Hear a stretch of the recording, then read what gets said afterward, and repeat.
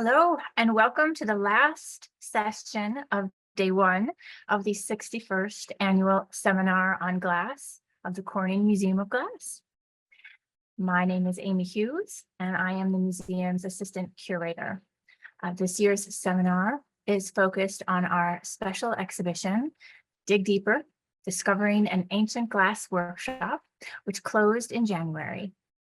The theme of this session's panel is Chasing Rainbows, Conservation in Archaeology, with moderator Astrid van Giffen and panelists Vanessa Muros and Annemarie Bartfeld.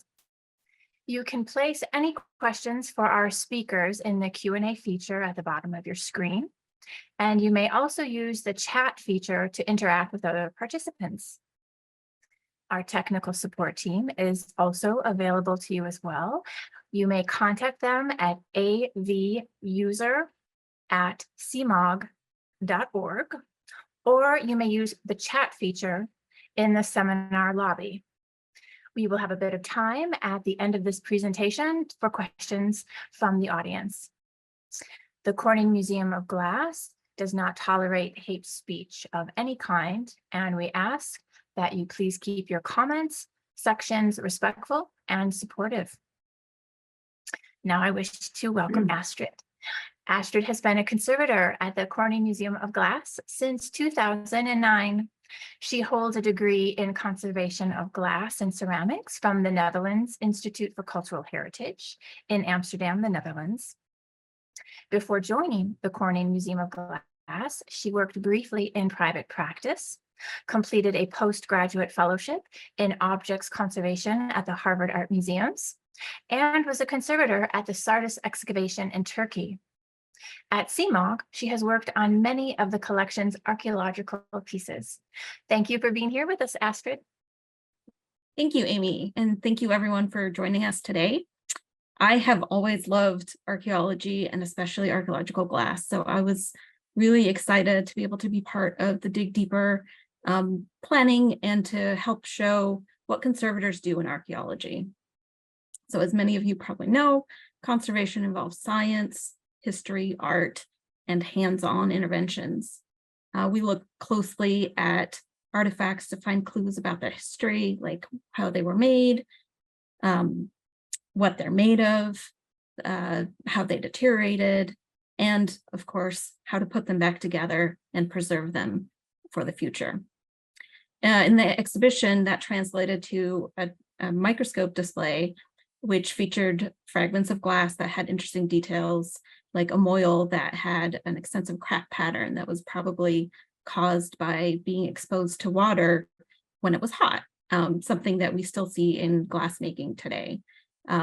We also had a display about weathering, or what happens to glass in the ground, how it deteriorates and how it changes. And as we heard this morning, we had a set of 3D resin puzzles to invite the visitor to try their hand at being a conservator. Of course, these 3D puzzles were made out of fragments that had magnets embedded in them, so it was a little bit easier than what we usually deal with.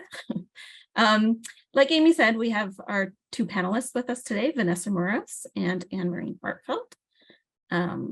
And they will give us some real life examples of what it's like to be a conservator working in archaeology. Vanessa Muros studied archaeology at both the undergraduate and graduate level, where she learned to love working with artifacts in the lab and moved into the field of archaeological conservation. As a student, she interned in the metals conservation section at the British Museum and worked as a conservator on sites in Jordan and Turkey. After graduating, she spent time at the Los Angeles County Museum of Art and the Institute for Ancient Cultures Museum at the University of Chicago.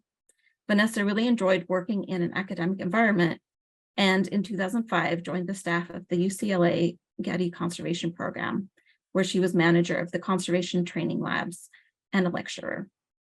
She now directs the Experimental and Archaeological Sciences Laboratory at the Cotsen Institute of Archaeology, which focuses on the study of ancient materials and technology.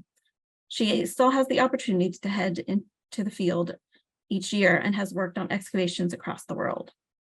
It was on one of these field projects where she became interested in the composition of archaeological glass and its deterioration, which led to her recently completed PhD, where she looked at the composition and provenance of late Bronze Age glass at several sites in the Eastern Mediterranean.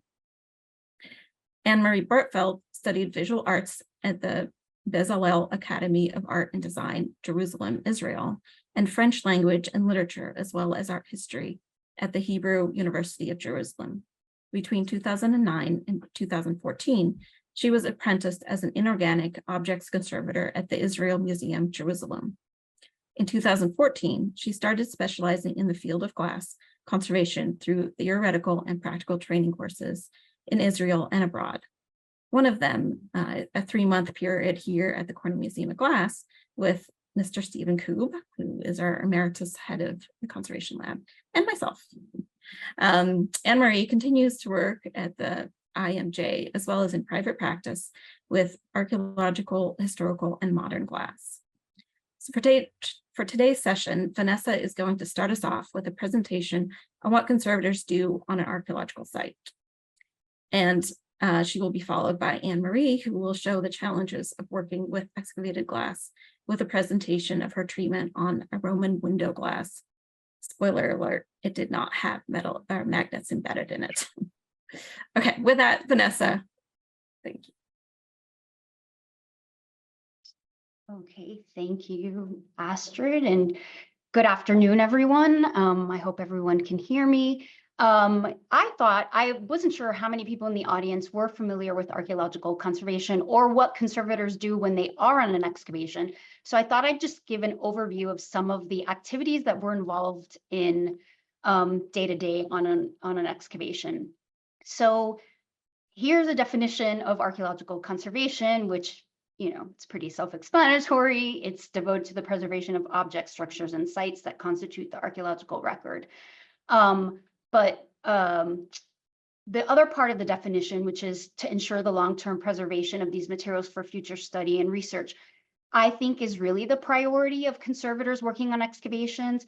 Our main goal is to aid archaeologists and other specialists with their research and help them answer these bigger questions about culture, society, the environment. So it is a bit different than working in a museum because the goals of the treatment or the examination may not be the same.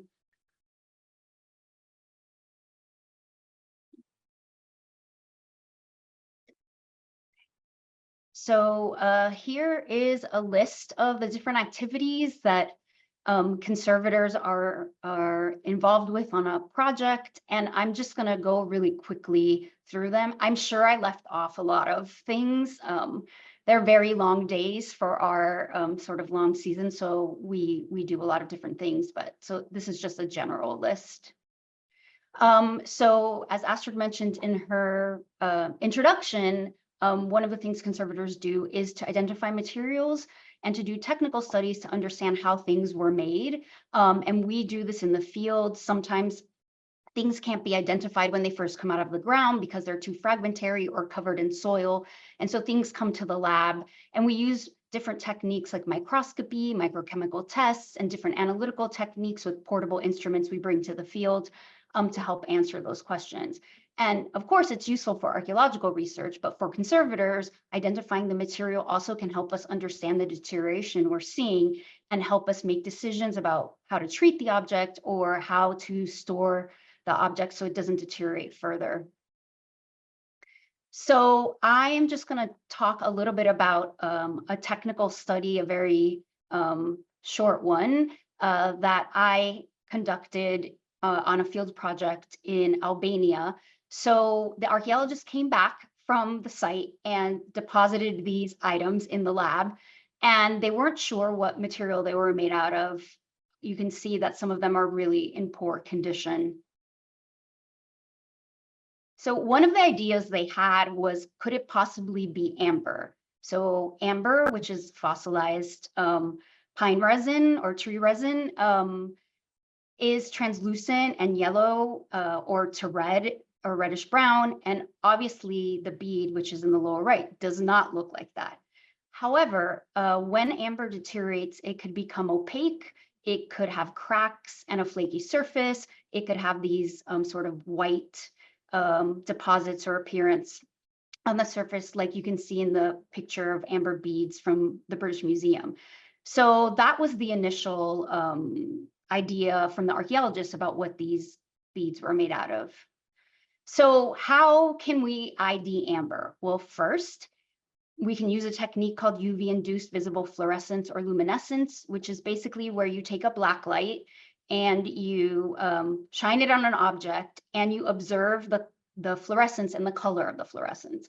So amber fluoresces this kind of greenish color that you can see here, but the beads had no fluorescence.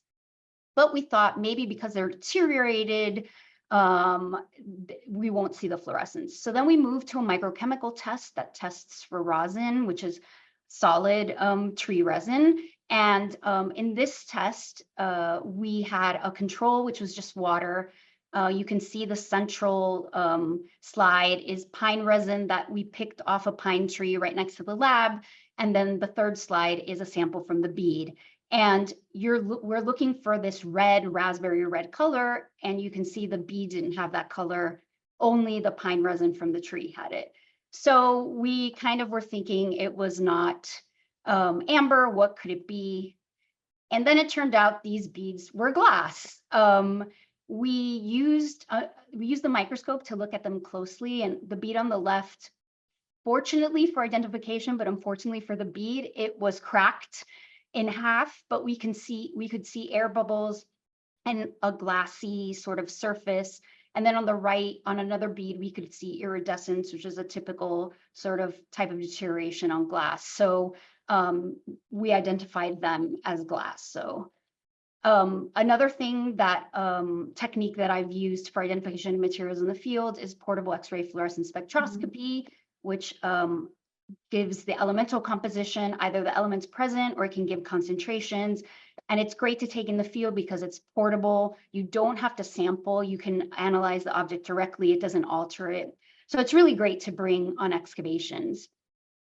So most of the glass I work on is not in good condition. Most of the sites that I'm working on date to the 14th to the 11th century BCE, maybe 10th century BCE, and they're fairly deteriorated.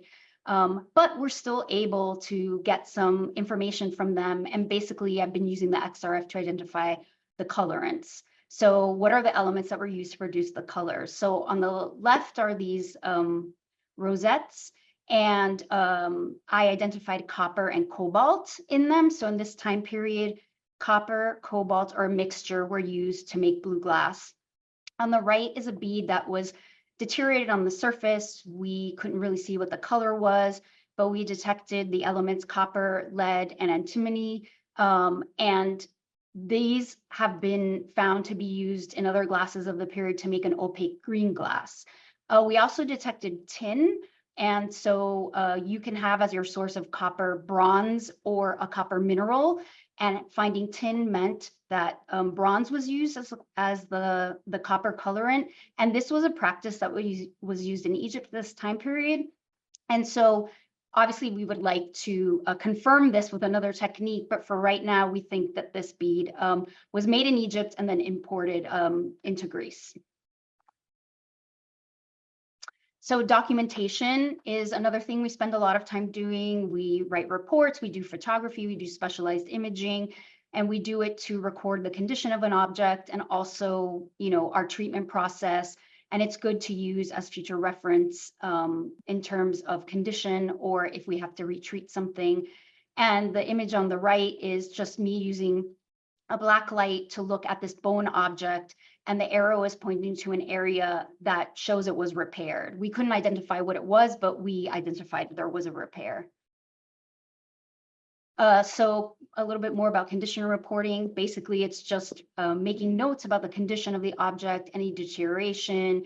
We can also make notes about technology, manufacture, and sometimes because of the volume of material and the limited staff and resources on excavation, sometimes this is the only sort of quote unquote treatment that an object undertakes, which is basically to do the documentation portion, photography, and a condition assessment. Another activity that we do in the field is to help the archaeologists lift very fragile material that just can't be excavated on its own and pulled out of the ground.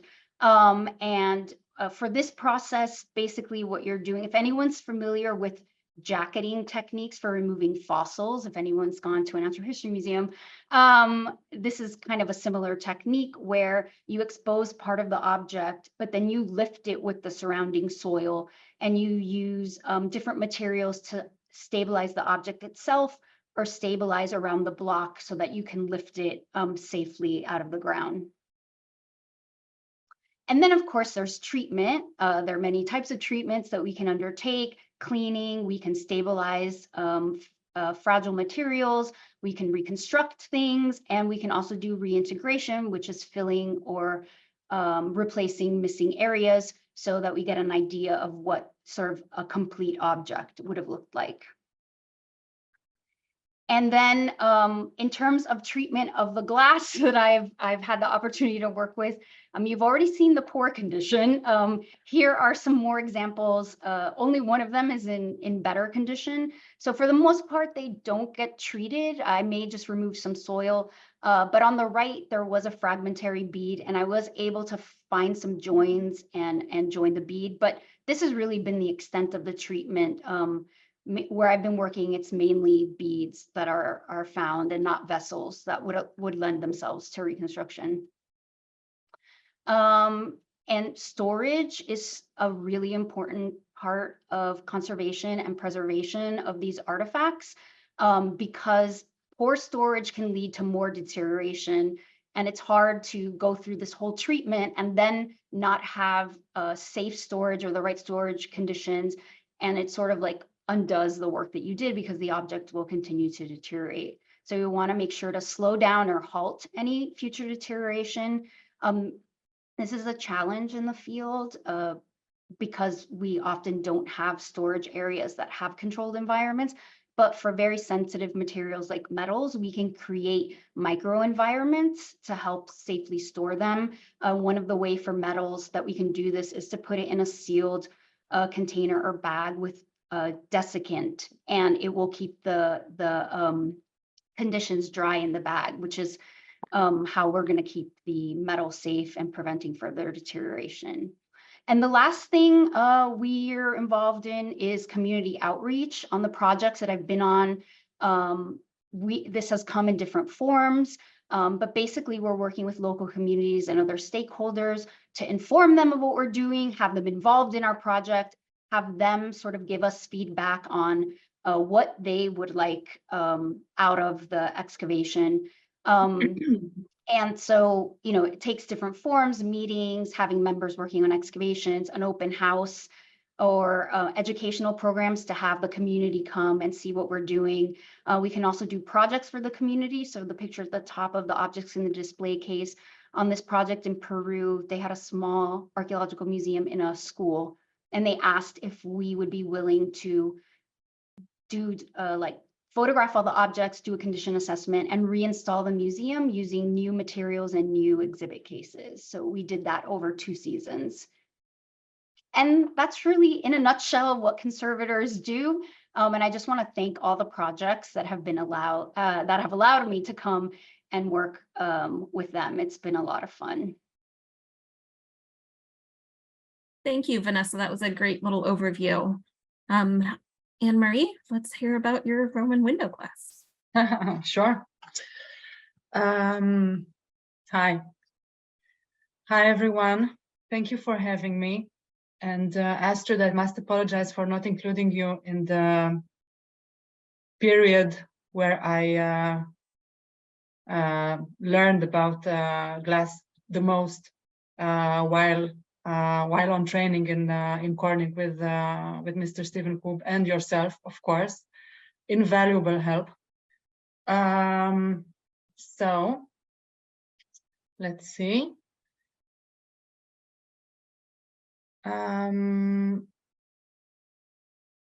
Let's see if I can. I don't see the right. I don't see the right. There's the presentation. Let's see if I can I'm not able to move the slides. Right. Thank you. It's great. Okay. Thank you, Astrid and Vanessa. Good evening, everyone from Jerusalem. My name is Annemarie Bartfeld. I'm a conservator of glass and ceramics at the Israel Museum, Jerusalem. In the spring of 2017, a very curious glass find from the Tel Shalem excavation site came to my workbench, and I was not sure at first what it was. I will start by shortly presenting the Tel Shalem excavation site and a bit of its history. Tel Shalem is located in the Jordan Valley, not far from Beit She'an, the ancient Scythopolis, and right above the Jordan River. Oh, it's not, is it? It's not working? Oh. Sorry, just a second. No.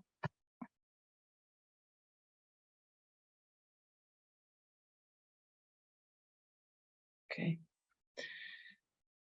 In 1975, an American tourist made a chance discovery there, a bronze statue of the Emperor Hadrian that was later conserved, restored, and displayed at the Israel Museum. 2 years later, fragments of a monumental inscription dedicated to Hadrian were discovered nearby, presumably a part of a victory arch, identified as connected to the Roman victory over the Second Jewish Revolt against the Romans, known as the Bar Kokhba Revolt.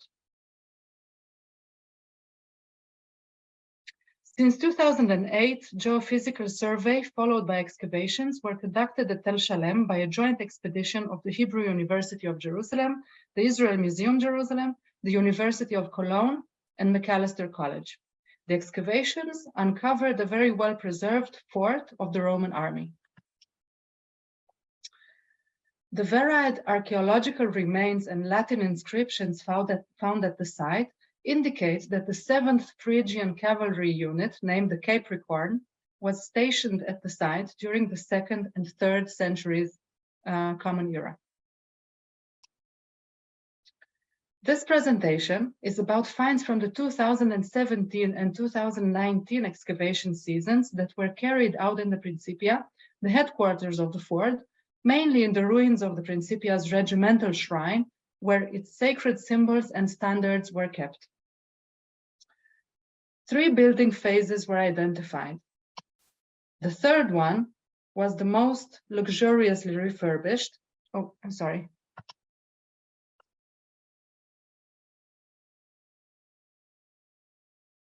The third one was the most luxuriously refurbished by the prefect of the regiment, Pomponius Sanctianus, probably in 199-200 Common Era, towards the imperial visit of Caracalla and his father Septimus Severus. The renovation of the interiors included a splendid mosaic floor, walls decorated with painted stucco, and pedestals with bronze statues of the emperors at the facade of the building. Fragments of glass were discovered near the entrance and the walls, probably window panes. This is a most unusual feature in such a setting of an army fort at the borders of the empire. The discovery of window panes in a well-dated and defined Roman period context is exceptional in Israel for this early period and very intriguing.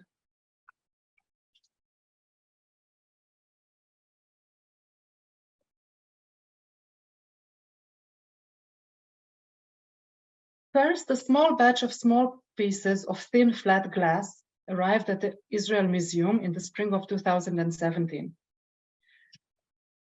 In the spring of 2019, a new batch was brought to the labs of the Israel Museum. Of the second batch, 150 fragments were big enough to be handled, their size ranging from 2 to 18 centimeters in length. Both batches from both seasons were similarly treated. It is important to mention that Tel Shalem is located in a region that is very humid in winter. the fragments from 2019 arrived damp as excavated, sealed in Ziploc plastic bags in a humid environment, which is not very well suited to glass and may cause different types of deterioration. Also, it is worth noting that they awaited in the state for several weeks before they arrived to my desk. The fragments from 2019 were first acclimatized by opening the plastic bags they arrived in and were left to dry slowly in a controlled environment of 20 plus something Celsius centigrade and 45 to 50 relative humidity. These are the controlled climate conditions in the area where the work was carried out. They were all placed on trays on tissue paper. Most pieces are flat, thin glass. In both instances, the fragments were covered in dirt, extremely weathered, and many in a much delaminated state.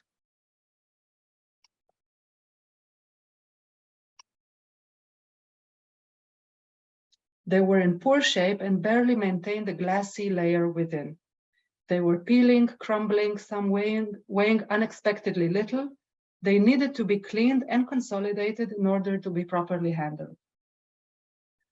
First, they were all dry cleaned with a soft brush and some with a bristle brush.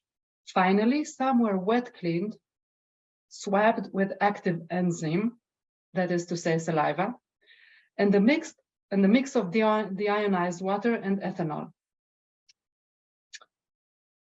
A well-documented conservation-appropriate adhesive was chosen for the consolidation, which was carried out with a soft brush and a pipette. The expected effect...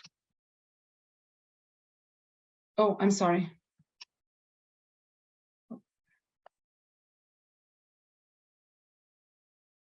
The expected effect of deepening of the shade of the objects following the coating with even a diluted adhesive was taken into account, as well as the irreversibility of the procedure, something to always think about in conservation, and that usually we try to avoid. In this instance, many smaller fragments were left untouched for later research purposes. Two joining fragments were found in two different but adjoining sections of the excavation grid. It quickly became clear that keeping track of specific locations of fragments from each excavation basket together on their own tray would be a good idea.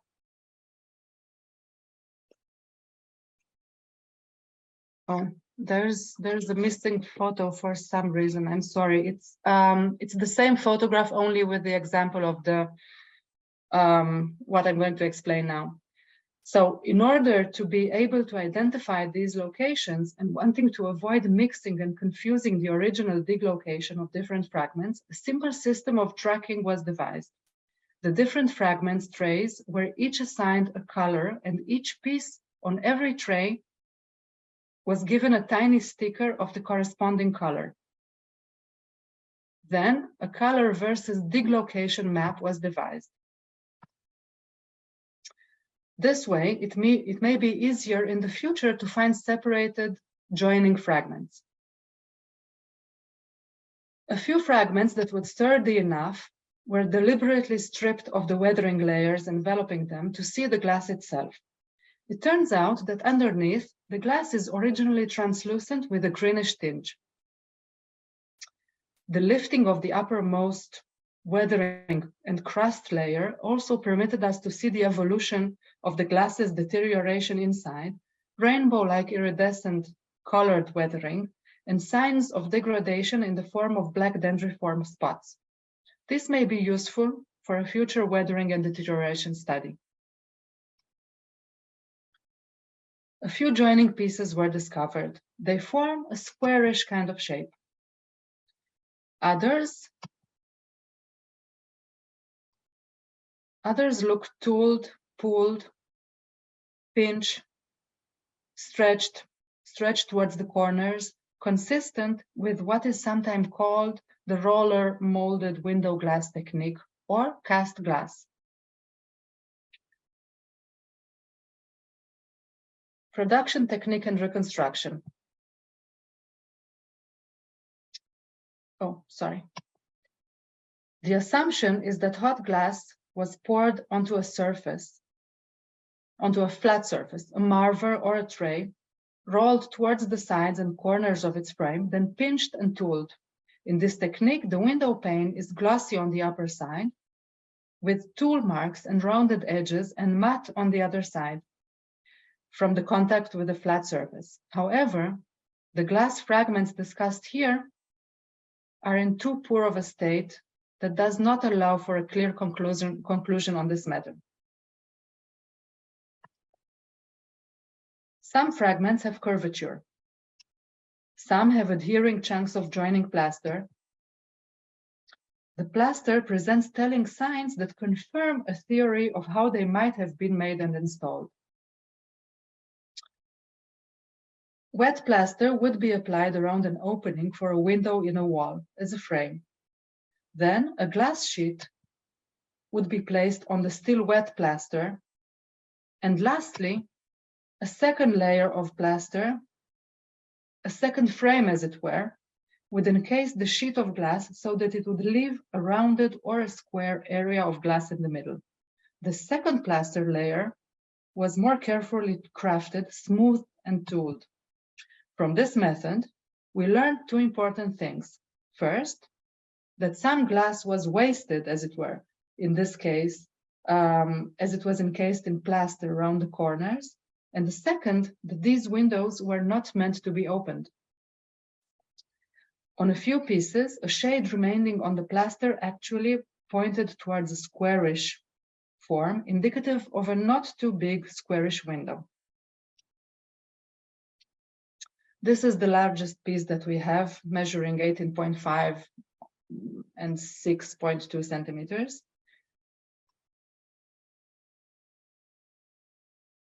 Some of the glass has edges that, some of the pieces of the fragments have edges that are cut, grooved, rounded as if polished by fire for a smooth finish, maybe for a safer handling.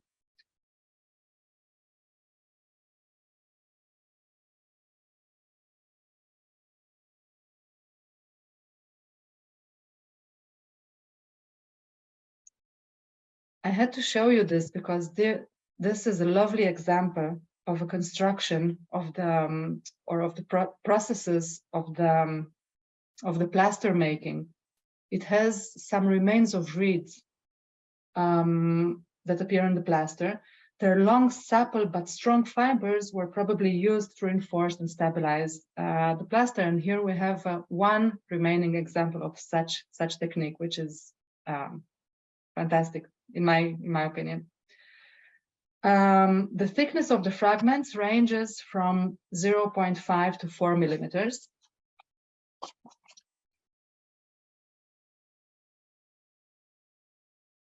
Some conclusions. The difference in the treatment outcome for the two batches. The consolidation treatment had two different outcomes.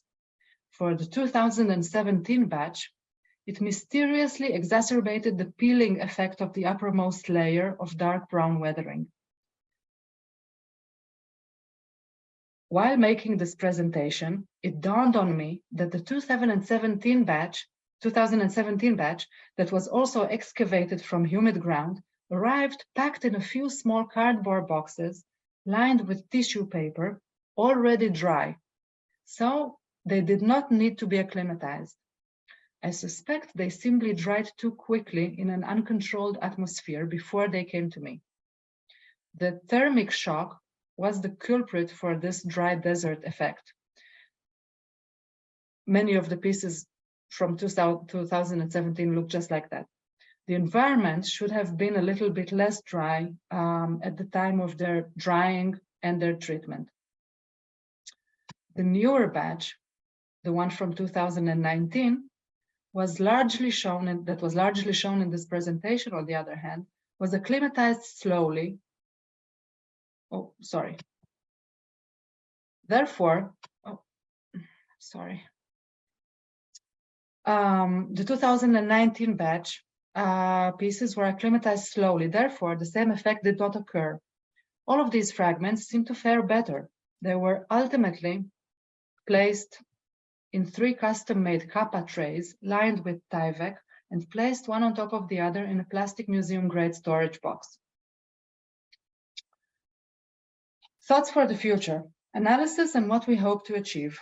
We are very much interested by the scientific and technical aspects, but also very intrigued by the historical and cultural aspects of such a rare find in our area in the 2nd century Common Era.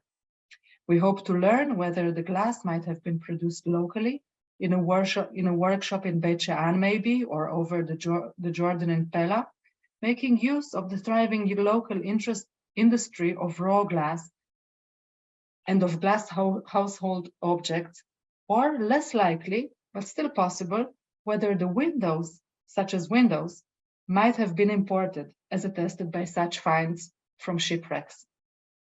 In order to find answers, some analyses need to be made. We already tested the fragments for composition with an X-ray fluorescence gun. Comparative composition tests will have to be made with objects known as typical from this area. Still, a lot is yet unknown, and a lot more remains to be researched. We hope for new glass fragments from the next coming excavation seasons to get a better understanding of this material.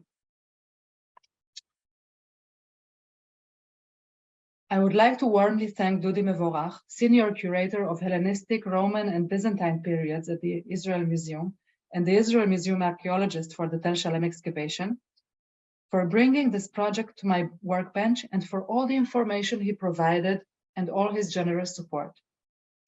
A big thank you goes to Dr. Ruth Jackson-Tal, Curator of Ancient Glass at the Israel Museum, for including me in the writing of the paper of the same theme that will be published, we hope, in the not too far future. Thank you all very much.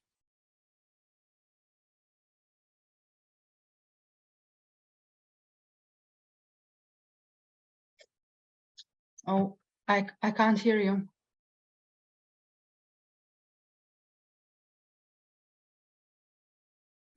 How about this? Oh, Okay. Thank you, now I can hear. Annemarie. Thank you. That was a really interesting project. It occurs to me that we haven't really talked about what weathering is and why it's important in glass conservation. Would either of you like to take a stab at answering that question? Are we allowed to decline? I'm happy to take it too, to describe that a little bit. I can start if yeah, go for it. Okay, so this kind of deterioration that we spoke of, that we mentioned, that sometimes we call weathering, is actually a sign of the deterioration of the glass. It happens when glass is steeped in moisture, in a wet soil for a very long time.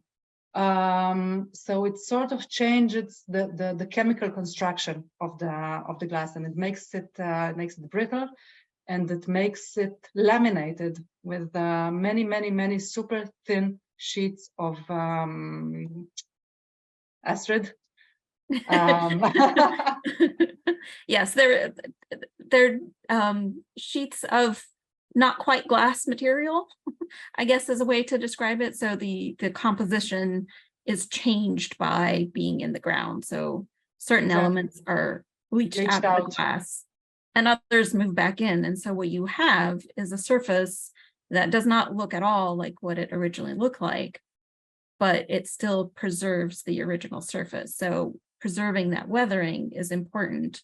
Yes. So that we can see things like tool marks and other details about how an object was made.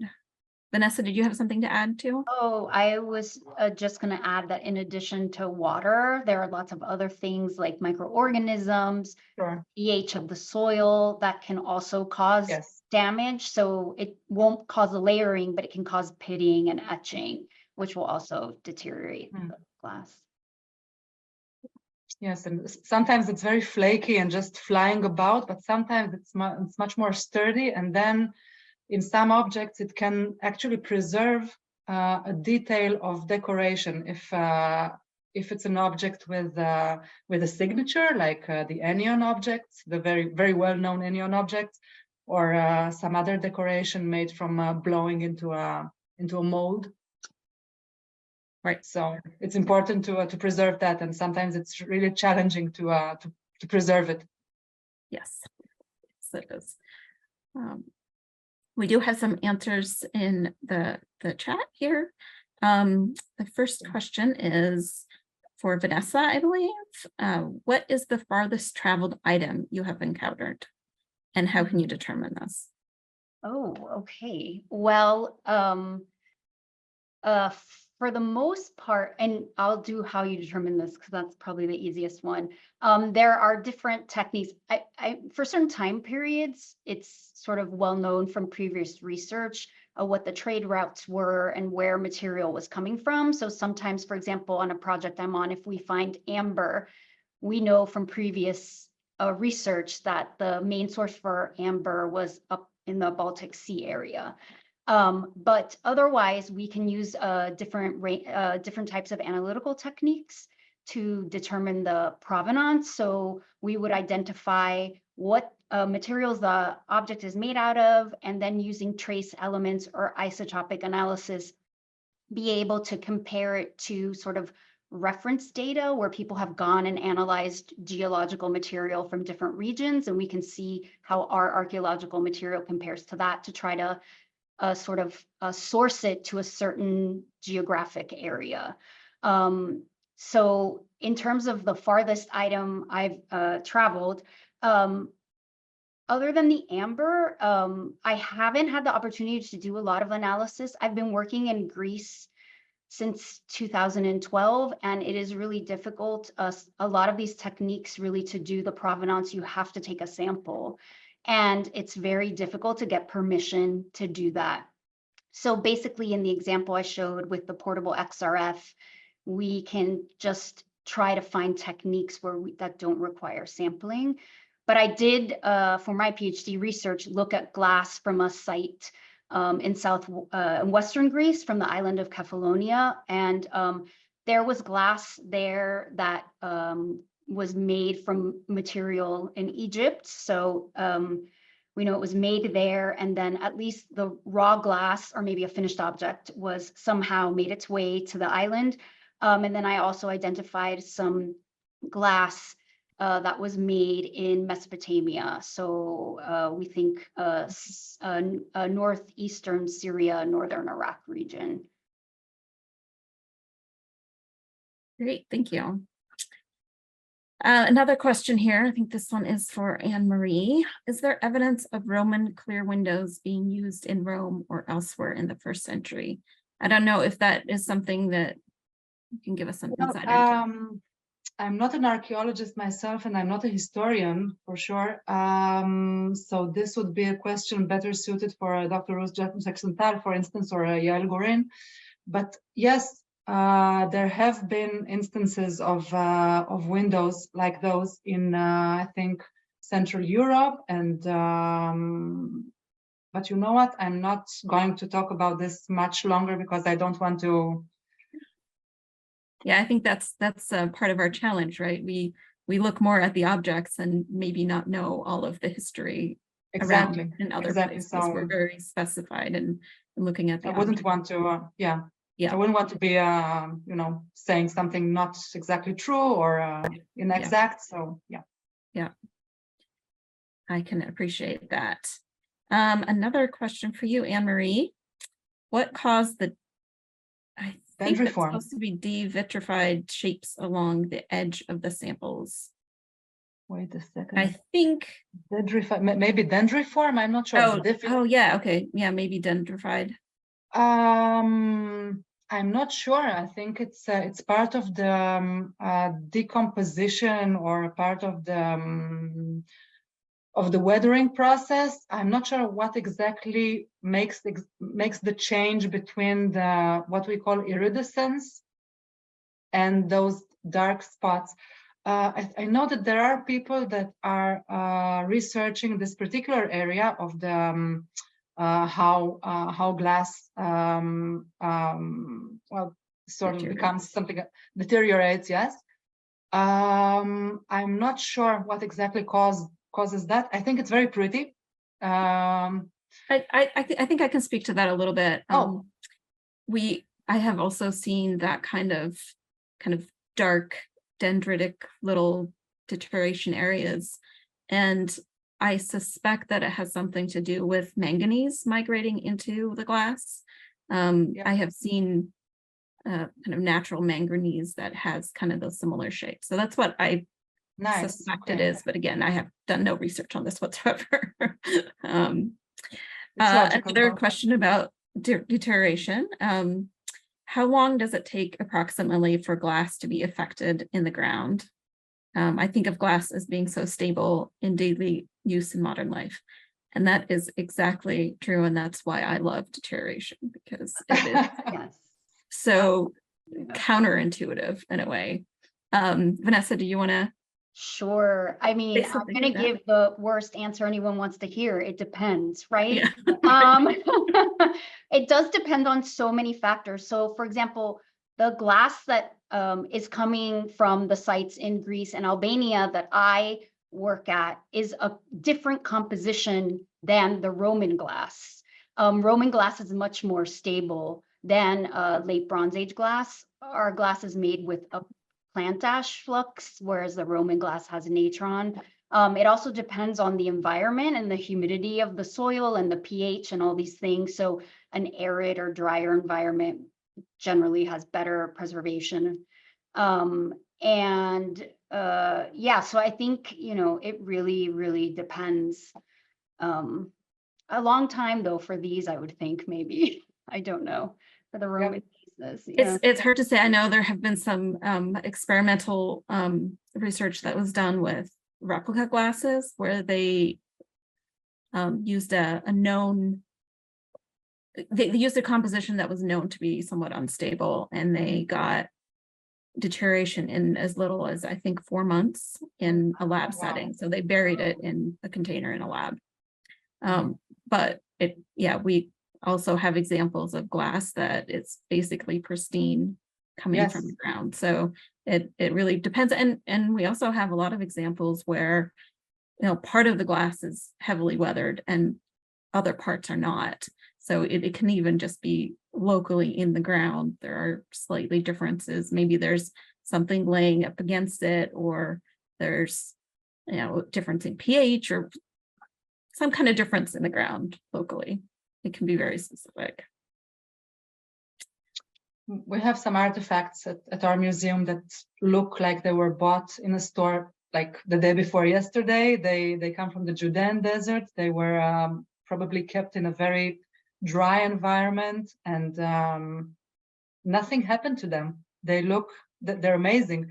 And just sitting next to them, other objects that are completely, weathered with iridescence. And it totally depends when they come from, where they come from in the world, the composition, as you said. So it's, actually, it depends. It's a good answer. I know, it's just not very satisfying, right? You want to know a time period. I think that is often the answer with conservation. Yes. To bring it out a little bit more, Vanessa, I know you have worked on excavations in several different parts of the world. Can you talk a little bit about how different excavations in different parts of the world are, how working there is different? Sure. I think in terms of sort of conservation and being able to preserve what we're finding, I mean, as we've been talking about, the environment has a lot to do with preservation. So in some areas, there's a lot more deterioration, corrosion of metals. So you might need to do more interventive kind of treatments. Where when I worked in Peru, it was very dry and we had organic preservation. So feathers, textiles. So that sort of, influences the work. There's a big difference in what resources are available to do conservation treatments. So, our goal is we want to try to use the same sort of like conservation grade materials that you would use in a museum in the field. And for example, in Greece, where I've been working, there are suppliers of conservation materials. But when I was working in Peru, we did not have that. And I had to bring materials with me, like in a checked bag. What I could transport, solvents, obviously not, but dry resins, archival paper and board, these kinds of things. And also it depends on what sort of the goals of the excavation are and the questions of the researcher. Excuse me. So, you know, some people have I went to one project in Ecuador where it was a very specific project. They had found some metal objects and they wanted them examined, documented, and cleaned a bit because they were being sent for analysis. So that was like very specific. Whereas on other projects, I'm just there to work on whatever they dig up and bring to the lab. All right, we're kind of nearing the end of our session here. So I just wanted to ask a final question of both of you. So what would you want people to remember or take away from this session, or just about conservation of archaeological glass? Annemarie, I'll let you start this time. Oh, wow, it's a Big huge question. Yeah, with maybe also unsatisfying answers. I mean, glass, it's complicated, you know, it's it can be brittle, it can disintegrate in front of your eyes. It has to be taken out with great care and with knowledge, I think, if this enters the scopes of the diggers, of the excavators, if they're aware of what they're digging for. Otherwise, have fun with it. It's a great challenge. It's always a great challenge. But more than that, I'm not sure I'd be able to say anything more concrete about that. All right, great. Vanessa? Conservation is cool. And it's great to be a conservator. We do a lot of awesome things. We get to handle the objects all the time, which is great. I think, at least in general, about conservation and the conservation of archaeological objects in the field, I wanted to show people all the different aspects of the project and research that conservators can contribute to, which I think a lot of people, if they're not familiar with conservation or what conservators do, maybe they think all we do is, you know, brush things off and reconstruct them, but we actually can contribute to research.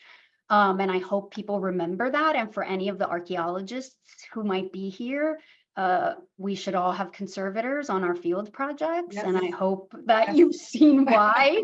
And that, yeah, that we continue to have these opportunities to work in the field and contribute to research and preservation.